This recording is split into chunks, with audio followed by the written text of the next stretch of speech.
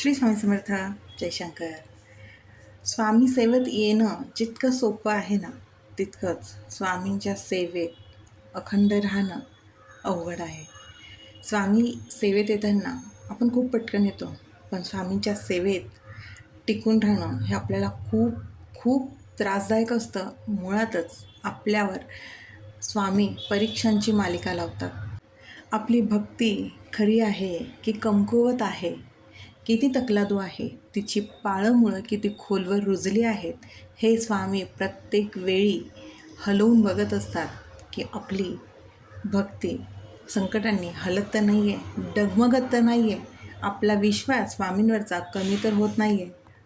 कारण स्वामी सेवेच्या वाटेवर चालताना माझ्या स्वतःच्या अनुभवातून शिकलेल्या या काही छोट्या छोट्या गोष्टी आहेत, ज्या महाराजांच्या सेवेत आल्यानंतर नक्कीच आपल्या आयुष्यात घडत असतात. स्वामी सेवेत आल्यावर स्वामी आपली भरपूर परीक्षा घेतात. ते आपला संयम बघत असतात. आपल्याला भरपूर अडचणी व संकटही निर्माण करून देत असतात. कारण त्या अडचणी आणि संकटात आपण त्यांच्यावर किती विश्वास ठेवतोय हे स्वामी पडताळून बघत असतात. बऱ्याच वेळेला ना आपल्या प्रारब्धामुळे आपली सेवा खंडितही होत असते.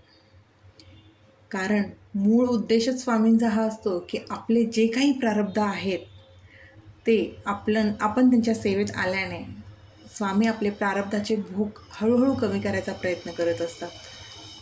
आणि त्यामुळेच या प्रारब्धामुळे आपली सेवा खंडित होत असते. आणि बरेच सेवेकरी कंटाळून स्वामी सेवा सोडतात, की ते असा विचार करतात की मी तुमच्या सेवेत आले तरीही संकट का. तुमच्या सेवेत येण्याआधी मी सुखी होते, आनंदी होते, पण जशी सेवेत आले तशी संकट, त्रास, दुःख, आर्थिक संकट हे सगळ्या गोष्टी हात धुवून जशी मागे लागलेली असतात. आणि म्हणूनच कंटाळून स्वामींची सेवा करणं सोडून देतात. पण इथेच आपली सगळ्यात मोठी चूक होते. आपण हे विसरून जातो की संकट कितीही मोठं असलं तरी त्या संकटाहूनही मोठे आपले हे स्वामी आहेत. ब्रह्मांड नायक आहेत ते. आणि त्यांच्या पुढे ही संकट कशी मोठी असू शकतील, हीच गोष्ट आपण विसरतो. म्हणूनच अशा संकटाच्या वेळेलाही न डगमगता स्वामी सेवेत चालत राहावं. कारण स्वामींनी एकदा आपल्याला जर त्यांचा हात दिला आहे तर स्वामी ते सोडत कधीच नाही. नेहमीच आपल्या पाठीशी ते उभे असतात. कुठल्या ना कुठल्या रूपात आपल्याला मदत करायला येत असतात. आपल्याला अडचणीतनं बाहेर काढायला येत असतात. मार्ग दाखवण्यासाठी येत असतात. आपल्यावर येणारी संकट थांबवत नाहीत किंवा दुःखही थांबवत नाही, पण त्याची तीव्रता नक्कीच कमी करतात. ती सोसण्याची शक्ती स्वामी आपल्याला देत असतात. आणि त्यानंतर स्वामी आपल्या ओंजळीत इतकं सुख देतात की त्या सुखाची आपण कधी कल्पनाही केलेली नसते. इतकं सुख आपल्याला स्वामी देत असतात.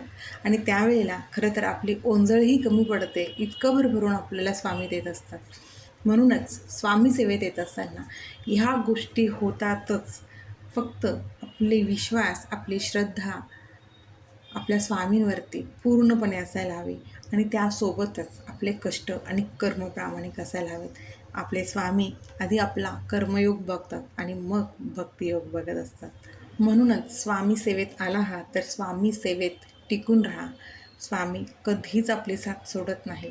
स्वामींवरचा विश्वास मात्र कधीही कुठल्याही संकटात, कुठल्याही अडचणीच्या वेळेला कमी न होता उलट तो वाढला पाहिजे. स्वामी सर्वदा आपल्यासोबत असतात. त्यामुळे आपल्या स्वामींवरती विश्वास ठेवा आणि स्वामींची सेवा करत राहा. बऱ्याच सेवेकऱ्यांना हा अनुभव आलेला आहे. सेवा करा, सेवेकरी व्हा. श्री स्वामी समर्थ. अशक्य ही शक्य करतील स्वामी. अशक्य ही शक्य करतील स्वामी.